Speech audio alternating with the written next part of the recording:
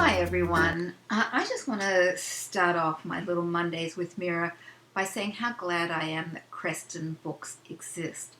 Because if they didn't, a beautiful book like this would probably not be published. It might have with another smaller independent press, but the chances of it being published with a large New York corporate press would be pretty slim because it's not a very commercial book. It's a beautiful book with profound messages and beautiful art, but it's not anything that's going to make a lot of money. And small presses can take those kinds of risks. So I want to show you this book because it's really wonderful, and it's illustrated by my old friend, not that Carl is old, but we've been friends a long time, Carl Angel. And he's done a bunch of children's books, and he's just a beautiful human being, and this is a beautiful book. It's called The Girl Who Saved Yesterday, and it's written by Julius Lester, who's a multi award winner, and Carl's an award winner too. And so it's this award-winning team, and they've produced this wonderful book. Really nice inscription from Carl, thank you. And so it starts. When the people of the village sent the girl into the forest, it was the trees, as ancient as breath, who took her in and raised her. She loved living with them, but now they were asking her to leave. You need to return to your village and save yesterday, Wonderboom, the most ancient of the ancient trees, told her. All the yesterdays, added Gloomy Night, whose limbs were as thick as sorrow.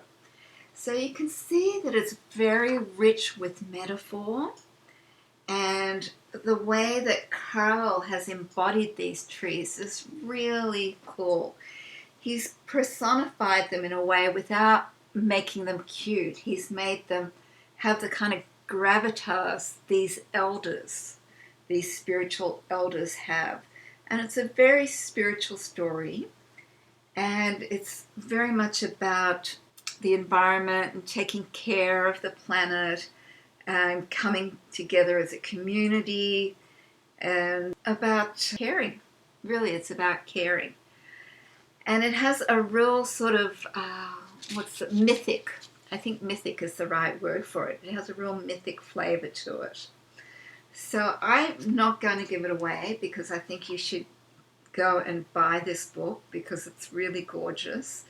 It's for an older picture book age, so 6 and up. Though a younger kid might be, seduced into sleep by the beautiful lyrical language.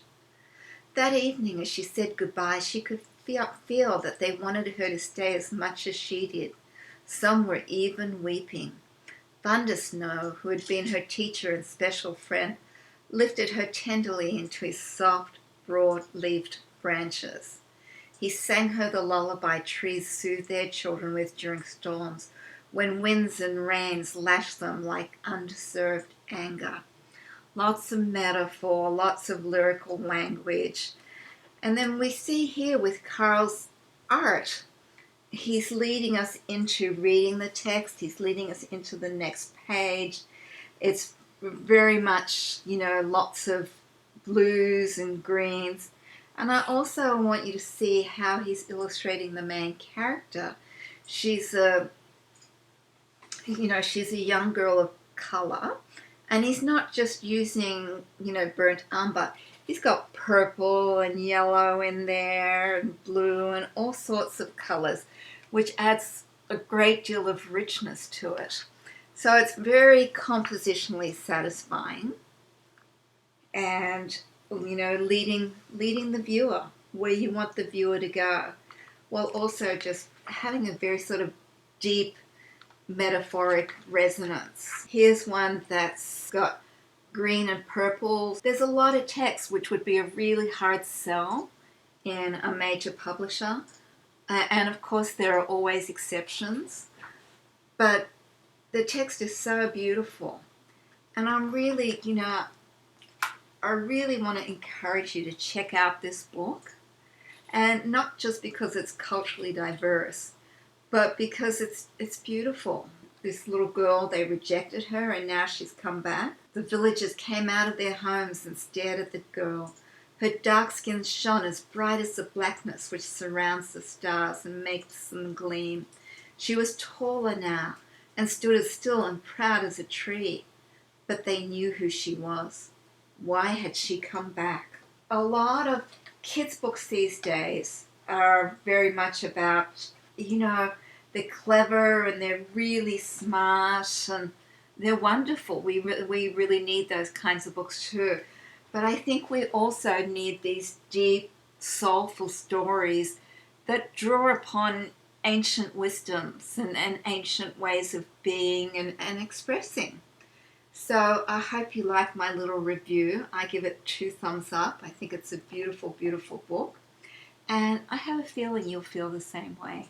So thank you, Julius Lester. Thank you, Carl Angel. And thank you, Creston Books, for having the courage to publish this. I hope you'll support them all. Thanks. Bye.